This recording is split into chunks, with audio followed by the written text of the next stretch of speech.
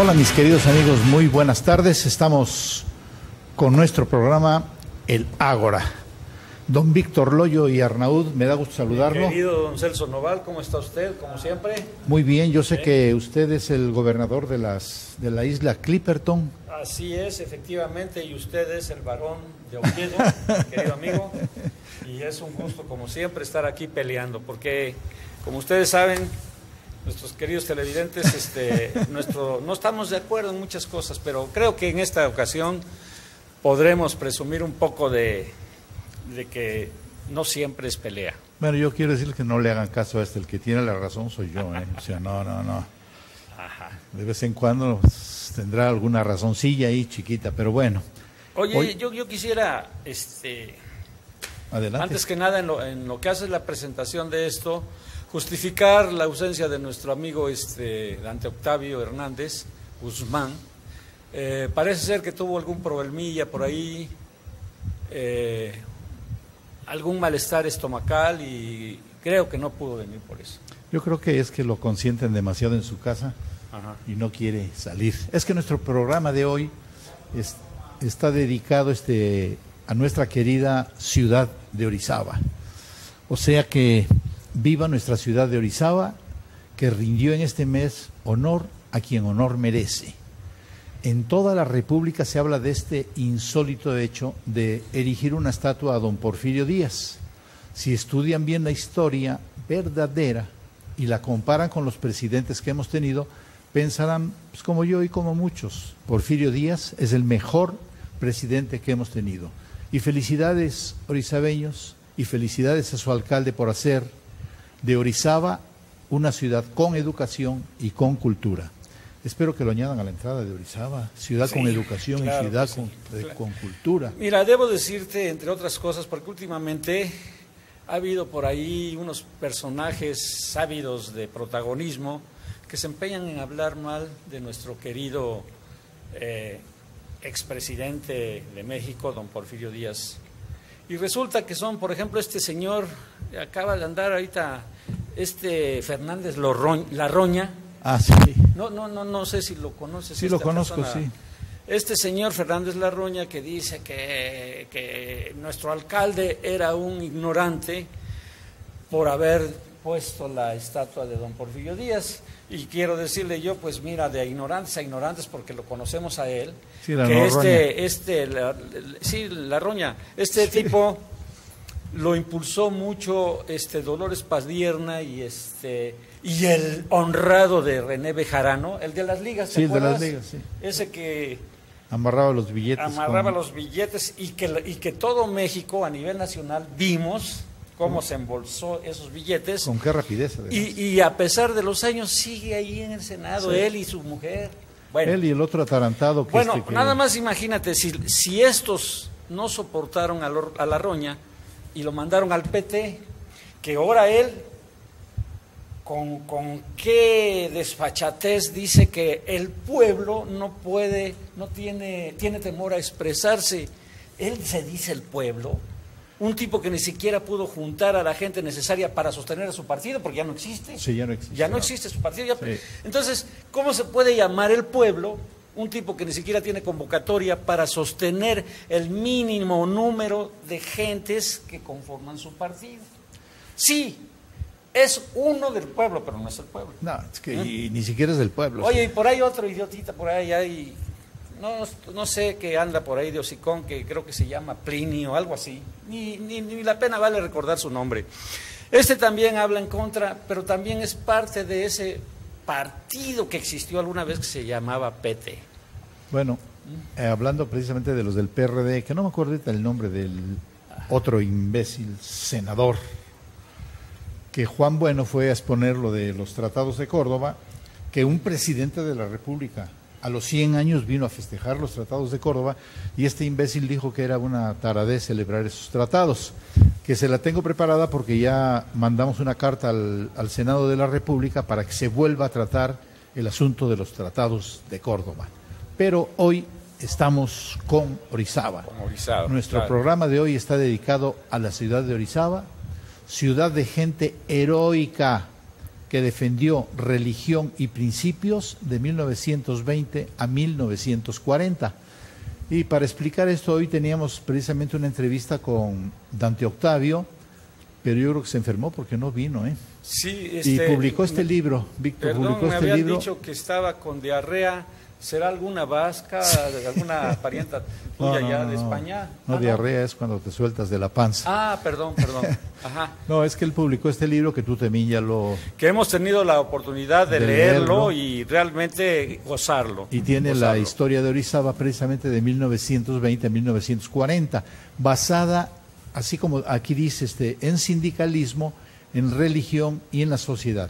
Y tiene un subtítulo, por así decirle, muy natural, se dice un pasado no recordado. Yo creo que sí, lo que pasa es que mucha gente no lee y se olvida, aparte de que... Ese es un defecto que tenemos los mexicanos, que no leemos, ni estudiamos tampoco. Y acuérdate lo que yo siempre he dicho, ¿no? Que la historia la escriben los ganadores. Y en este caso, pues nosotros, sobre todo ahorita de esta fecha que estamos hablando, pues tú sabes que el sindicalismo pues llegó a ser lo máximo aquí en esta ciudad y la región, y entonces pues ellos escribieron su verdad, la cual, para desgracia de ellos, no siempre prospera, ¿no? Porque hay quien se acuerda de esto. Por cierto, te voy a decir una cosa que tú no sabes, querido compadre. ¿Tú sabías que aquí en la calle Colón, que es una de nuestras principales calles aquí en Orizaba, al finalizar, pegado al Cerro del Borrego, había una plaza de toros? No, eso sí, no. Para que veas, fíjate. Yo la que conocí es la que estaba ya en la Oriente 6. Tú conociste la plaza de toros del Oriente 6. Sí, esa. Pues te voy a decir nada más. Y para que, por cierto, qué lástima que no esté Dante Octavio para que yo le diga alguna de las cosas que posiblemente sí lo menciona. Sí lo menciona, pero de ahí pudo haber sacado cosas muy interesantes con respecto a estos sucesos de Orizaba. Oye, resulta...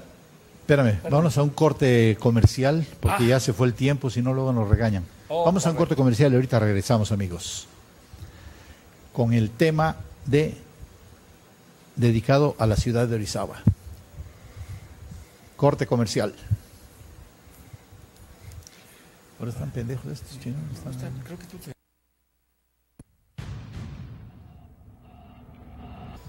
Bueno, pues continuamos. Cortamos a Víctor. Retornamos con lo que estaba diciendo. Sí, adelante. Resulta que quizás muchos de ustedes, queridos televidentes, no sepan de esa placita de toros, que por cierto trajo muy buenos toreros de renombre de esa época. El dueño de esa placita de toros era un hacendado tlaxcalteca que vino a radicar aquí en la región, sobre todo en el área de Nogales. Se llamaba don José Pimentel. Por alguna razón, don José Pimentel, no por alguna razón, afortunadamente para mí, gozar de la amistad de don Rodolfo Pimentel, hijo de don José Pimentel, y este señor, que por un problema de osteomielitis sufrió mucho en la infancia, entonces se convirtió en el consentido de su padre. Y este señor tuvo la oportunidad de convivir en muchas cosas, inclusive de la política moderna. Me ha platicado por qué, por ejemplo, Melesio Cortés de la Huerta, siendo mendocino, vino a gobernar Orizaba, por qué Xochigua, por ahí, alguna vez se los va a mencionar, si podemos, ni siquiera sabía leer, y andaba por allá por Tecamalucan, por ahí cultivando berros, y también lo trajeron por acá. Bueno, resulta que este señor siempre tuvo la oportunidad de platicarme, don Rodolfo Pimentel, e invito a cualquiera que nos acompañe un día allá en el Palacio de Hierro, en los corredores, donde solemos tomar café todos los días, a que lo escuchen, porque él siempre dice, la historia que yo sé de la región es la historia que vi a través de los ojos de mi padre y a través de lo que yo viví. Y de veras, yo muchas de las cosas que dice Dante Octavio, que no se las refuto, se las podría yo complementar con historias sobre esto. Fíjate que te voy a decir una cosa, a lo mejor hasta te va a dar risa. A ver.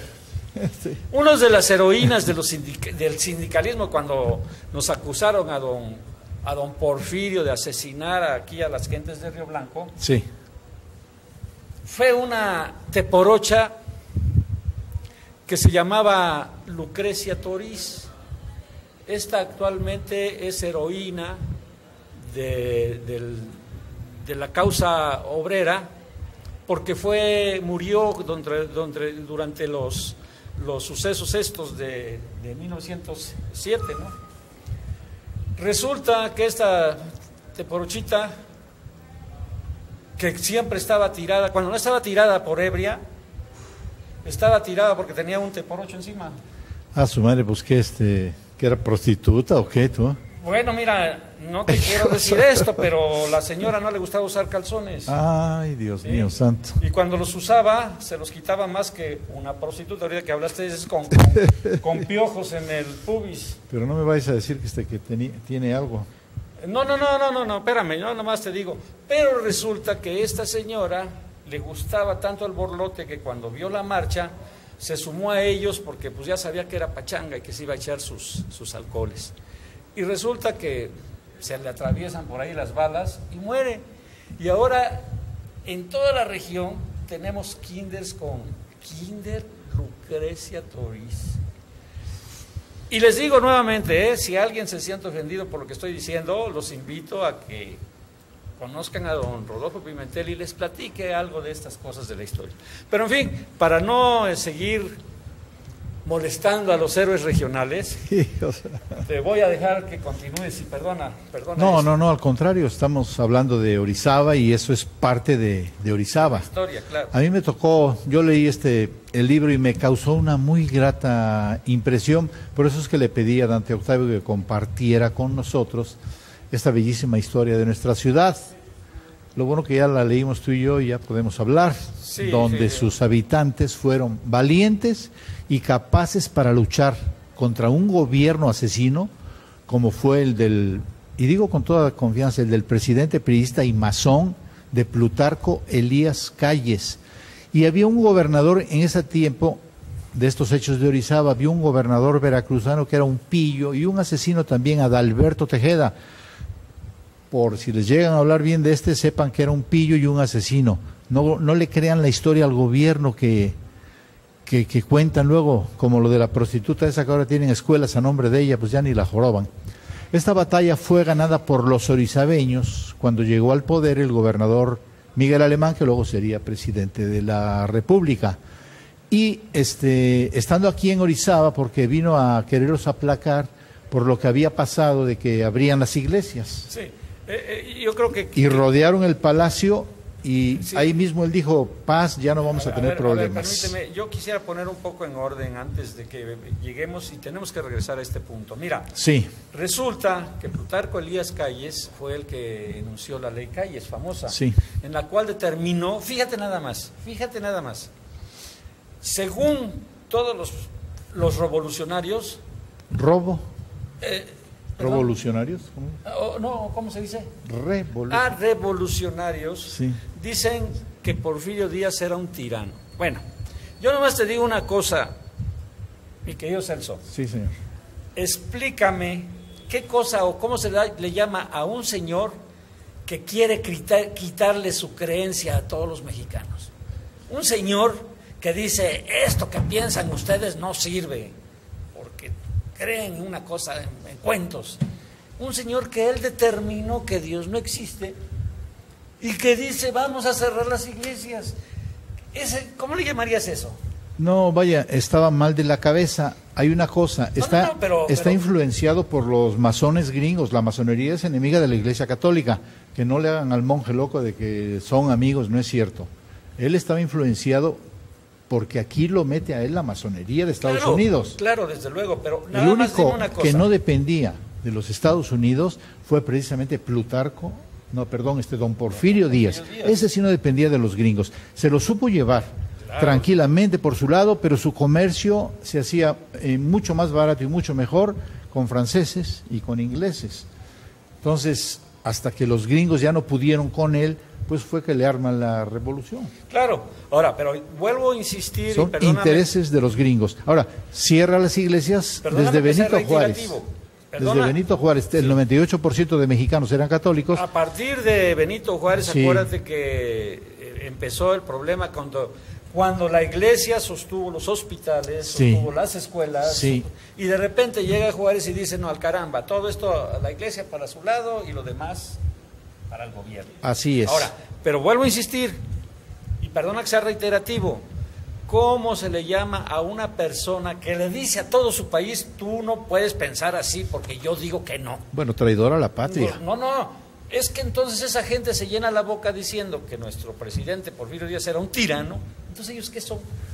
No, Porfirio Díaz no fue un tirano no, que pero estudien. No, ellos son unos hijos de la mañana bien hechos, traidores a México. Oye, o sea, vendieron, sobre todo Benito Juárez vendió una parte que se llama La Mesilla y luego vendió Monterrey y vendió. No, pero espérame, esto no te lo sabes. El que firmó la cesión de todo el norte de los de todo el norte de México que se quedó Estados Unidos, Sí. lo firmó Benito Juárez. Sí, lo firmó Él Benito fue Juárez. el que dijo, órale, no hay cohetes, Sí. ya sé ustedes. Por eso te digo que Bueno. esa parte la vende y luego quiere vender hasta Monterrey y el Istmo de Tehuantepec lo quiere vender y Europa protesta y la Cámara de Diputados, de Senadores en Estados Unidos suspende la compra y Benito Juárez va a rogar, les da 3 meses de plazo para que lo piensen, porque el otro día me contestó un atarantado ahí por internet y me contesta, dice, es que el tratado Marlene Ocampo no se llevó a cabo. La traición estuvo hecha y no se llevó a cabo porque el Senado, con la presión que recibe de Europa, se echa para atrás el Senado de Estados Unidos. Pero todavía Juárez insiste en darles chance. más. Y había otra cosa que estaban peleando, que ya el Istmo de Tehuantepec lo había vendido Santana a los ingleses. O sea que ni siquiera sabían qué vendían, mano. Pero el que se queda con la idea de Benito Juárez es precisamente el Arbano este. ¿Cómo estamos de tiempo? ¿Cómo estamos de tiempo? Nos quedan 5 minutos 5 todavía. minutos. Bueno, Sí. entonces, yo creo que nos estamos saliendo un poquito del tema, volvemos A Orizaba. a Orizaba. Sí. Entonces, en Orizaba vamos a platicar todo lo que hizo este masón, este imbécil, y lo vamos a ver en una parte pequeña de la República, para que nos demos cuenta de lo que se está hablando acá. Es cierto, porque en esta ciudad hay mucho descendiente de estos héroes y que todavía en la actualidad viven aquí. Y yo a ti, Dante Octavio, pues agradecerte tu libro, que está impresionantemente bueno, y se lo recomiendo a las personas que quieran dejar la masificación del cerebro de las masas, de la historia mentirosa que nos cuenta el gobierno priista y masón, que son los que se inventan todo esto, y vean la verdadera historia de México, vista, vuelvo a repetir, de una microrregión del país que se llama Orizaba. Así es que, pues aquí don Víctor y yo vamos a llevarnos el programa y vamos a seguir platicando. Nos quedan 3 minutos antes del corte, don Víctor. Pues simplemente antes de concluir, vamos a hablar de una historia tan interesante en Orizaba como fue lo que sucedió cuando el cierre de los templos o el cierre al culto, en el cual no solamente ese presidente Calles... Hubo asesinatos, ¿eh? Ah, no.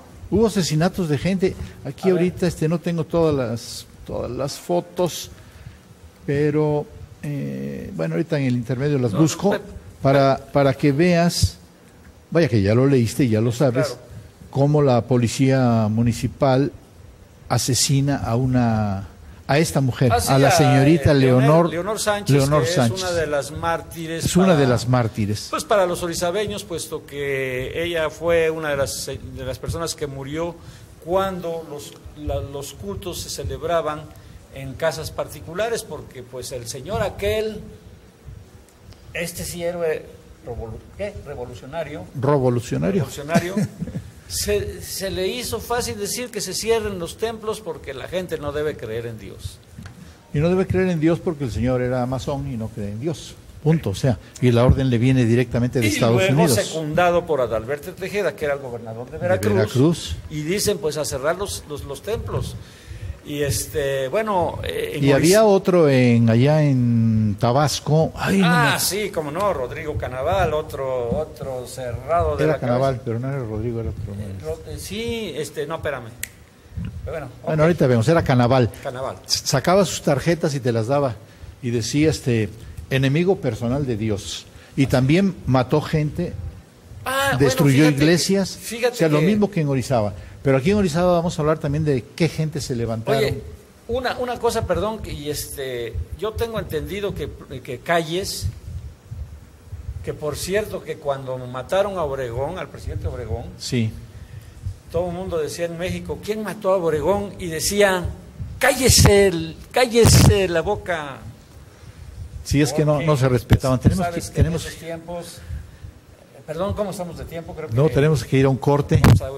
Vamos a un corte, ahorita regresamos.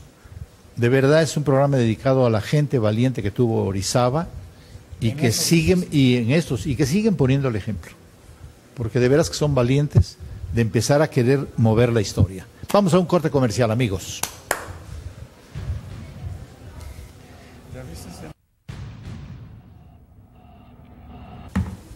Ahí empieza ya, ¿verdad? Ya estamos al aire, ¿verdad? Pues continuando con nuestro querido programa dedicado a la ciudad de Orizaba en esa época heroica y volviendo a repetir, priista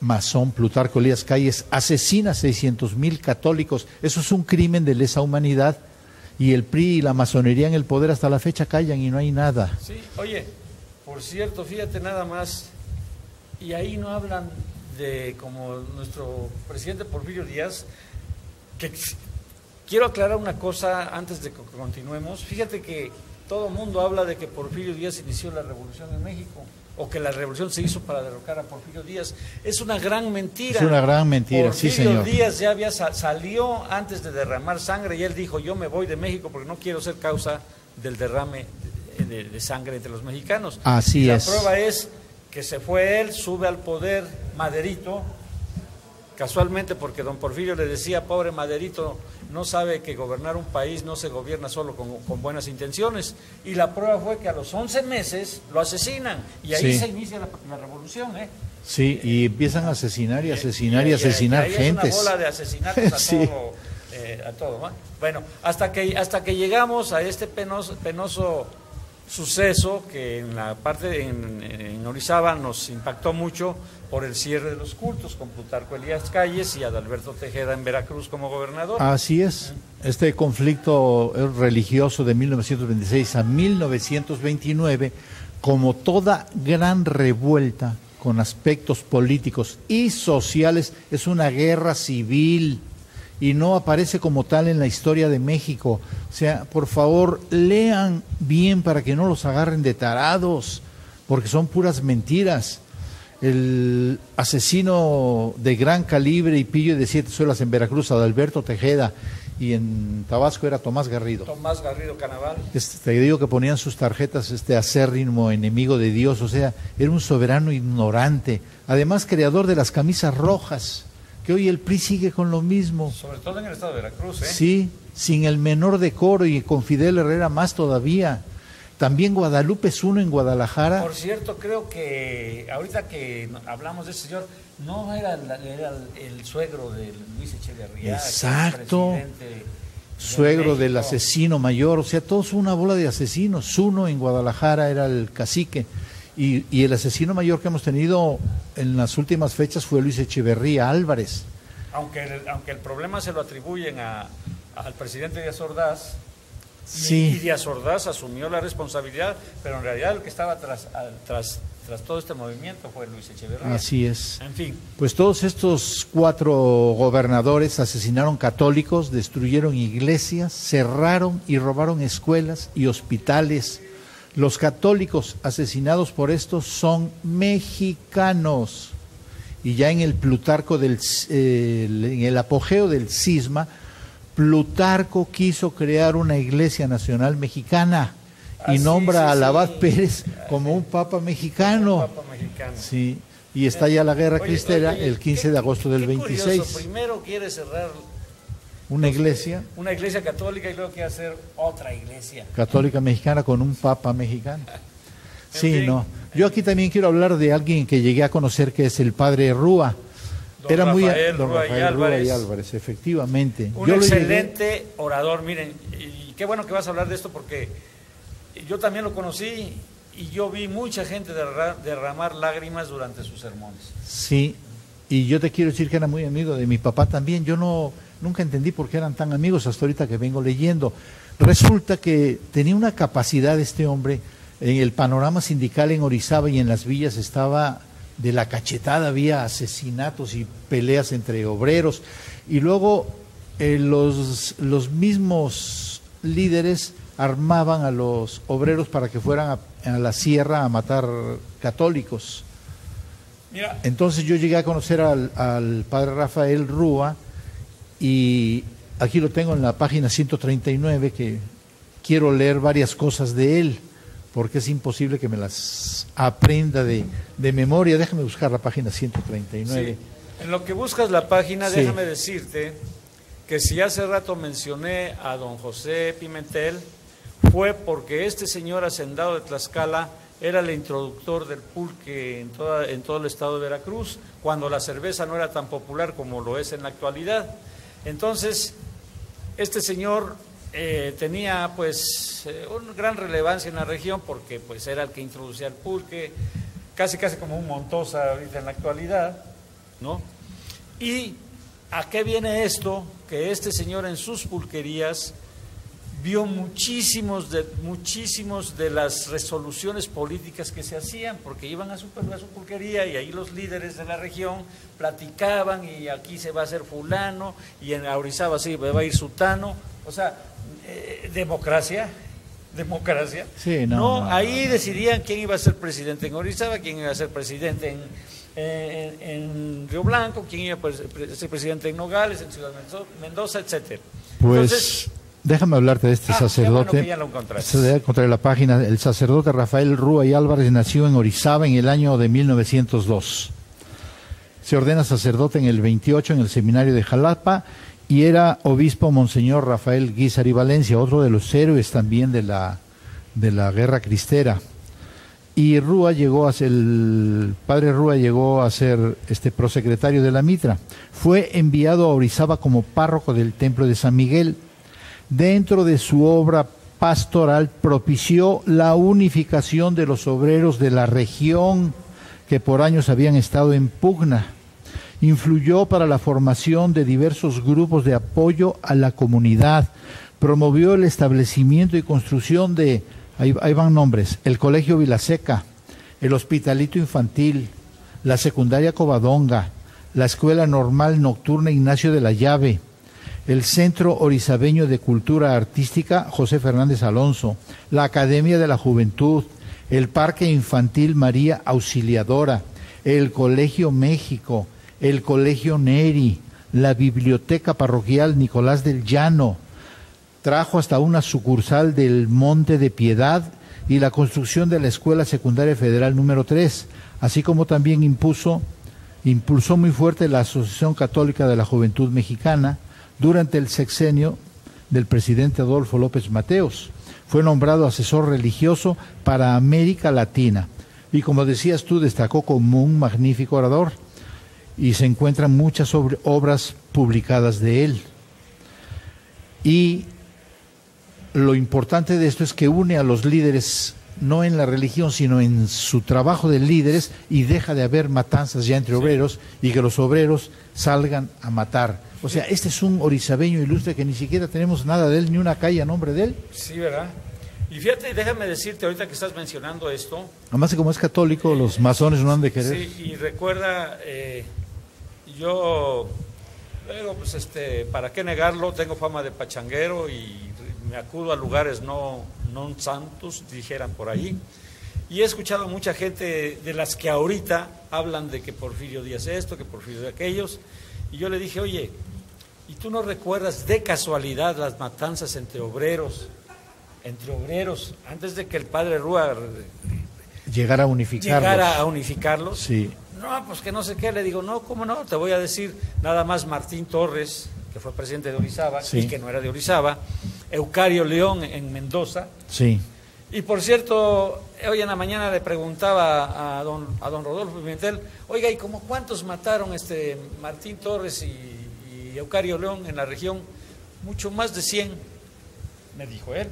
Entonces, eso de que pretendan llamar dictador a una persona que no impuso más que la ley, y que se olviden llamar de dictador a un señor que quiso manejar la mente de todos los mexicanos, las creencias, y calificar de asesino a Porfirio Díaz cuando estos señores aquí en la región, y parte de esto me tocó vivir a mí las balaceras en Río Blanco, mataron tanta gente como la que se murió en el problema de Porfirio Díaz. Sí, la cuestión de Porfirio Díaz es que se separó de la masonería gringa y no quiso saber nada con ellos. Entonces la masonería mexicana está a las órdenes de los Estados Unidos. Lo estamos viendo ahorita con Peña Nieto. Qué bruto, mano, qué manera de obedecer a los gringos. Ya lo platicamos el otro día con tu sobrino aquí, sobre lo que nos están envenenando y cómo le seguimos comprando alimentos a los gringos, y que nos está llevando el tren al tren por la salud y por cuestiones de enfermedades nuevas que están saliendo. Yo también te quería platicar de una señorita, la señorita Leonor Sánchez, aquella que fue asesinada por la policía, y la buena policía de los, sí, sí, los dirigentes, de estos dirigentes posrevolucionarios que vinieron a componer a México. No, y además que eran muy valientes. Toda la gente que asesinaron durante misas, sí, estaban desarmados y llegaban estos a asesinar. O sea que, ¿de qué puedes calificar esos presidentes? Por favor, lean la historia de estos malvados y desgraciados traidores que hemos tenido en México, que han matado millones y millones de mexicanos y no se hace justicia. Y eso no se vale.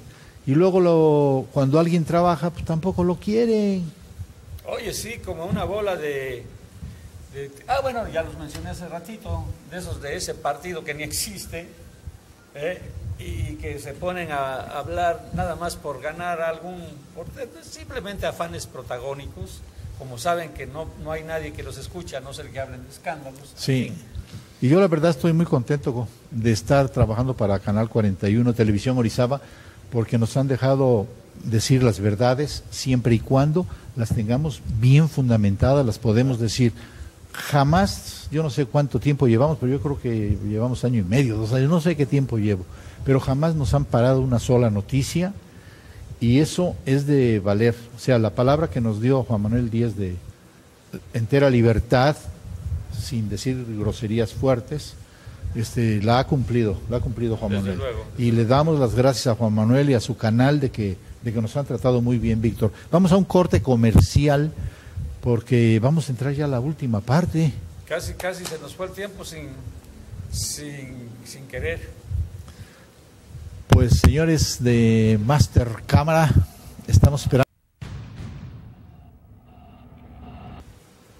Bueno, compañeros, pues seguimos por acá. Voy a leer este párrafo del libro, que está sumamente interesante. El día 25 de julio de 1931 es exactamente el día que se cumplía el plazo dado por Adalberto Tejeda a la diócesis veracruzana para que sacaran a todos los sacerdotes de Veracruz. Aproximadamente a las 2 de la tarde, un joven originario de la entonces Villa de Santa Rosa, yo siempre la conocí por Santa Rosa, claro, actualmente pero Ciudad como Mendoza. Los priistas son masones, le cambiaron el nombre de Santa Rosa y le pusieron Ciudad Mendoza. Recuerda que todavía hace unos 20 años, un poquito antes, hubo una tendencia nacional para quitarle todos los nombres de santos a todos los países. Pues era el masón de Luis Echeverría, ese fue el que lo hizo. Entonces, un joven originario entonces de la villa de Santa Rosa, de nombre José Manuel Ramírez, intentó asesinar al gobernador Tejeda en los pasillos del segundo piso del palacio. pero se ve que era mal tirador, pues al descargar su arma a una distancia considerable no logró dar en el cuerpo de Tejeda, y sí lo mataron a él. Y una ola de represión se inició sobre Orizaba. Al principal que más jorobaban era al padre Rafael Rúa, y lo acusaban de que era el principal sospechoso de ser el autor intelectual. Y estamos hablando que él unió a los sindicatos para que ya no se mataran entre ellos. Entonces, el padre Rúa se apoyaba mucho en notables católicos orizabeños que formaban los cuadros directivos de las asociaciones católicas. Voy a dar los nombres porque muchas de estas personas tienen herederos acá.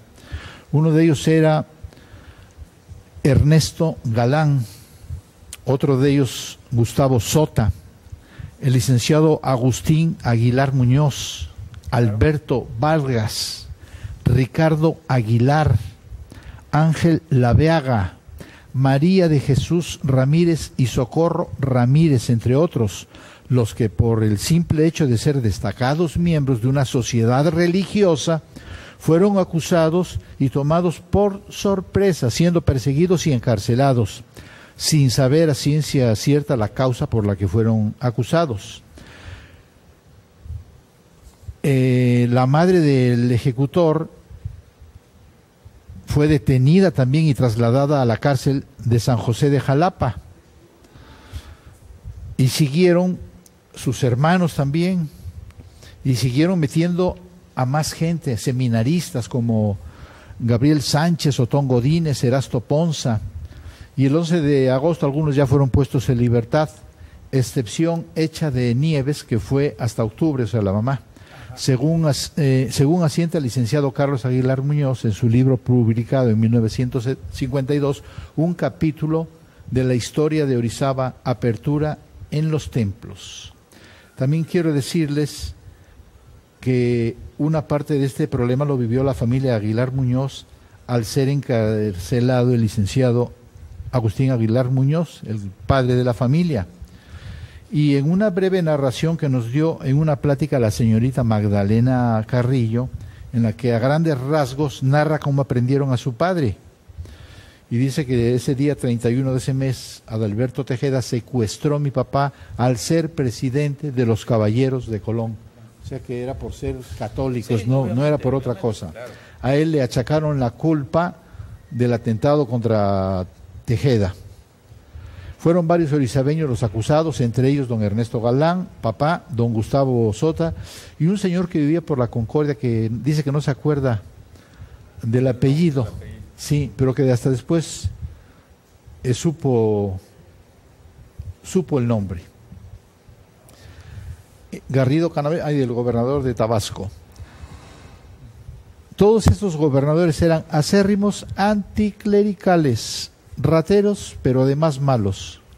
Cuando secuestraron a mi papá por parte de Tejeda, no sabíamos si lo iban a matar o si lo iban a llevar a la cárcel, pero pasamos unos días terribles. Entonces era jefe de la guarnición, jefe de los militares, un hombre muy bueno, y dice que se le había olvidado el nombre, pero se refiere al coronel Baltasar Treviño, radicó en Orizaba, y si era un hombre de veras bueno. Esto lo está diciendo la hija de este señor detenido.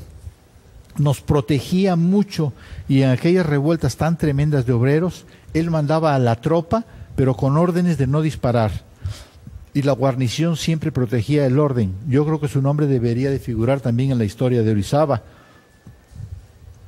pero en este librito que le decía mi tío Carlos Aguilar Muñoz, ahí figura su nombre. Pues de todos estos orizabeños ilustres, muchos viven acá, y claro, muchos los conocimos, y muchos de sus hijos han sido amigos nuestros. Claro.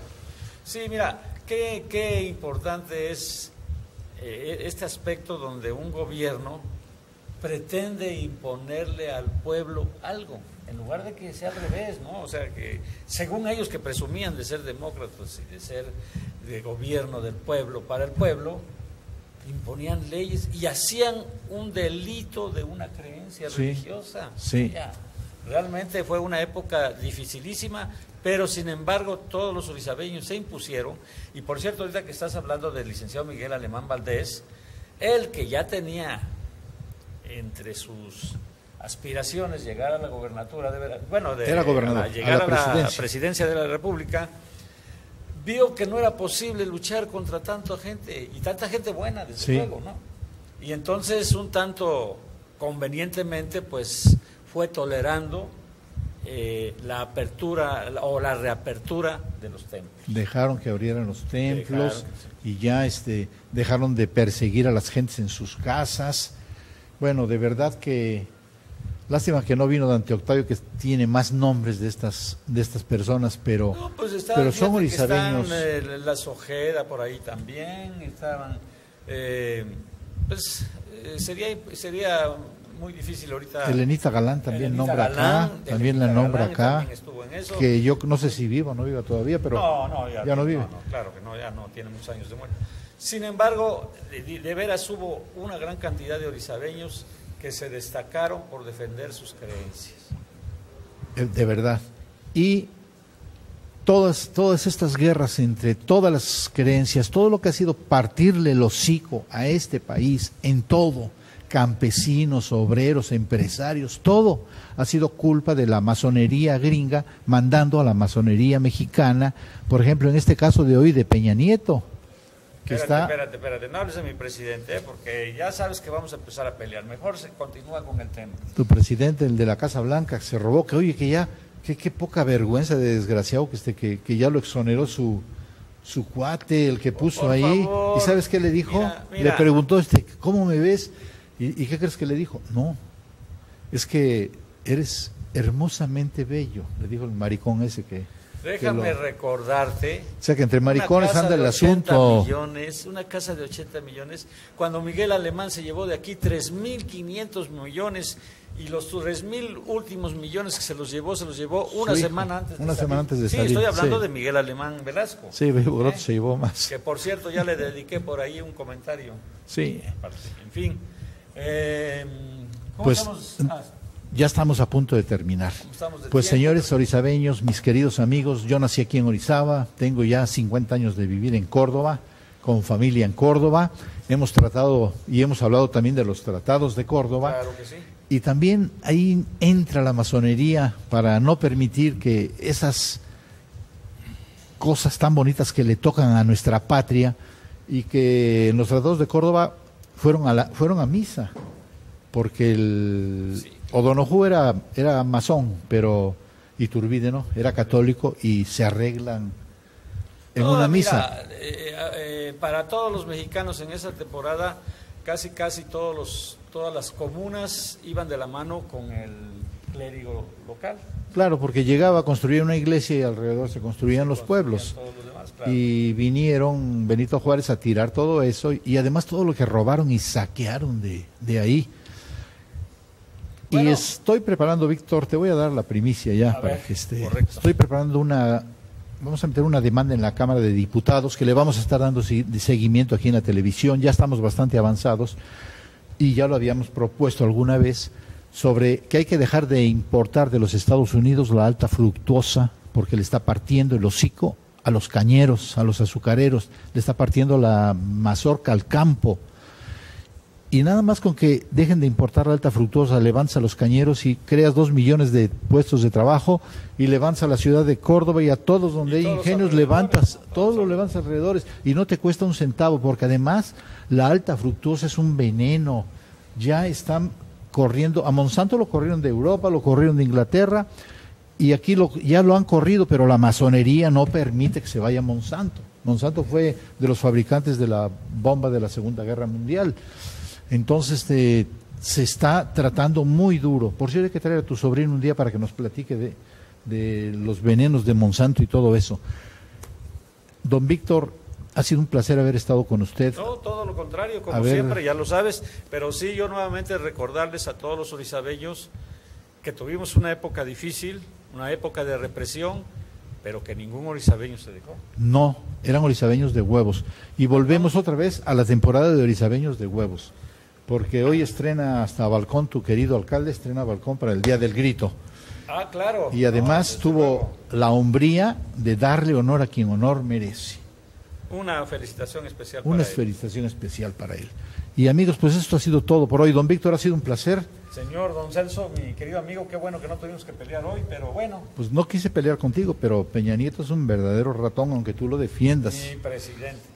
Tu presidente, nada más tuyo porque mío no es. Pues amigos, gracias por escucharnos y nos vemos el próximo lunes a las 7, entre 7 y 8, que es la hora que nos cambiaron el programa. Gracias a ustedes. Salió.